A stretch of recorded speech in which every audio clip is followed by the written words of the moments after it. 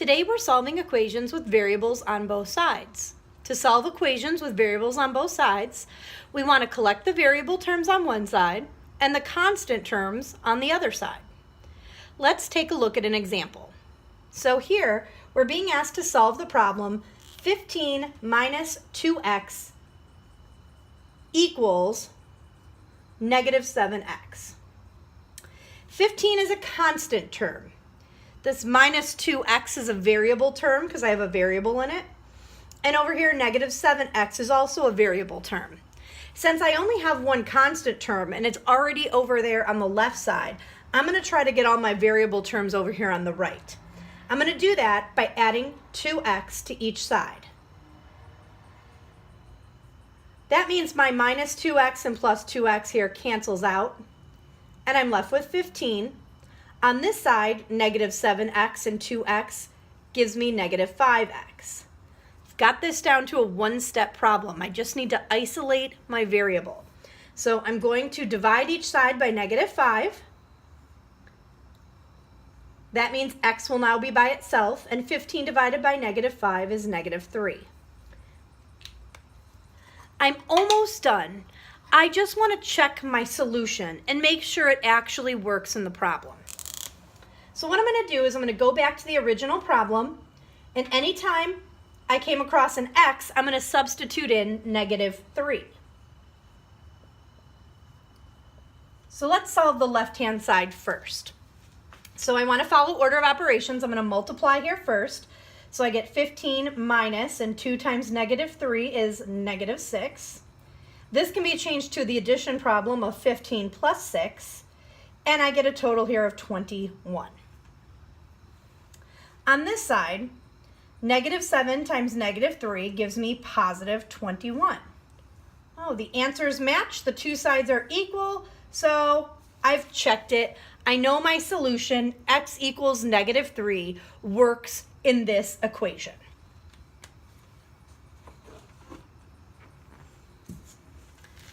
Let's take a look at another problem.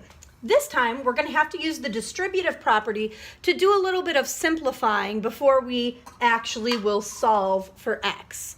So our original problem here is negative 2 times the quantity x minus 5 equals 6 times the quantity 2 minus half x.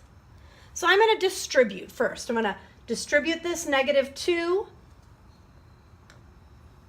into my parentheses. So I get negative 2x minus negative 10.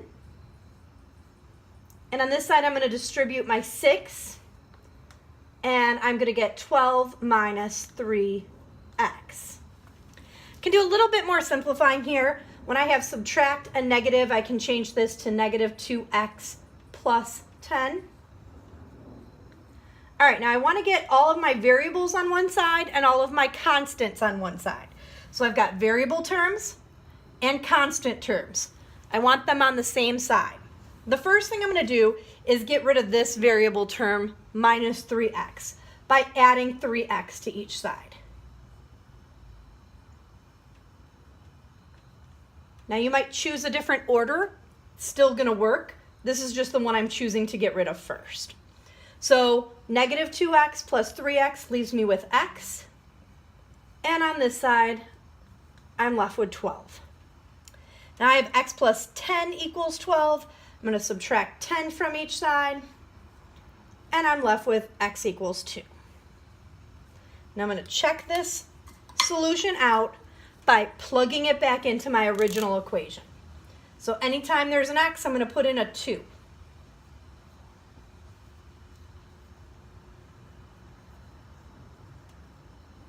Okay, so let's solve the left side first. 2 minus 5 leaves me with negative 3, and negative 2 times negative 3 leaves me with 6. On this side, half times 2 is going to be 1. In parentheses, 2 minus 1 is 1, and 6 times 1 is 6. So my answers to each side match up. My solution checks out. X equals 2 is a solution for this equation.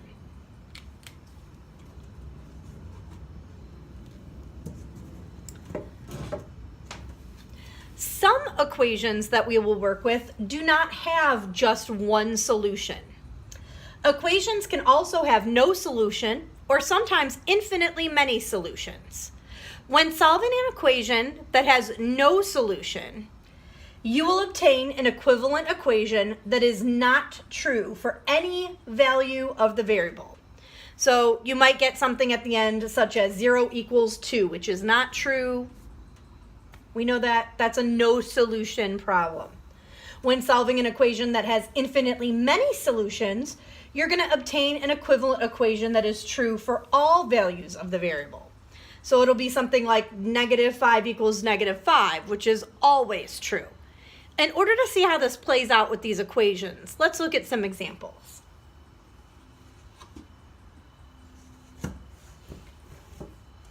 So here our problem is 3 minus 4x equals -7 minus 4x. And when we begin the problem, we're going to begin it just like any other. We want to get all of our constants on one side and our variable terms on both sides. So I'm going to start by getting rid of this minus 4x here. So I'm going to add 4x to each side, which will cancel out here and leave me with 3. But minus 4x and plus 4x also cancels out here, leaving me with -7. And 3 is not equal to -7. So when something like this happens, this is a no solution equation. It means that I could choose lots of different numbers to put in for x, but no matter what I choose, nothing is ever going to make this problem true. Nothing is ever going to work. So no solution. There is no value of x that will ever make those two sides equal. Let's take a look at another problem. This one is 6x plus 4 equals 4 times the quantity 3/2 x plus 1. So the first thing I'm going to do is some distributing over here. So I'm going to multiply my 4 in, and I get 6x plus 4. Now I want to get all of my variable terms on one side and all of my constants on one side. So the first thing I'm going to do is subtract 6x here. I have to do that to both sides. It cancels out here and I'm left with 4, but it also cancels out here and I'm left with 4. 4 equals 4. Well, that's always true. This problem is going to have infinitely many solutions, which means I could choose anything I can think of to plug in for x, and these two sides are always going to be equal. So let's say I chose x equals 1. 6 times 1 is 6, plus 4 is 10. 1 times 3/2 is 3/2, plus 1 is 2.5. 2.5 times 4 is 10. Both sides would be equal, and I can pick anything and the two sides are going to be equal. It has an infinity number of answers, infinitely many solutions.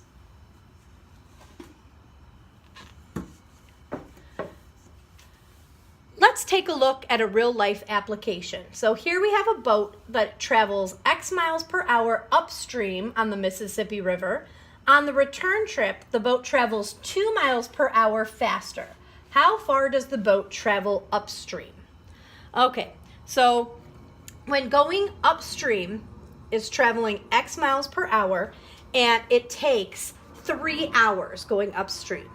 So we could say 3 times x. 3 hours, however many miles it goes per hour. But on the way back, it only takes 2.5 hours on the return trip. But the speed the boat is going has increased by 2 miles per hour. So whatever speed it was going on the way upstream, it's now 2 miles per hour greater. So let's solve this equation by first distributing our 2.5 here.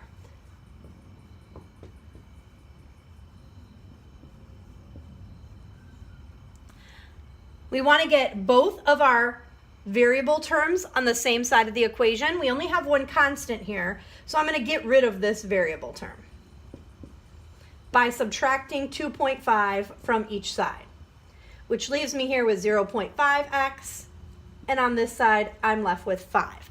So now I have a one-step equation. I just need to divide each side by 0.5. And for my final answer, I get x equals 10. So they want to know, how far does the boat travel upstream?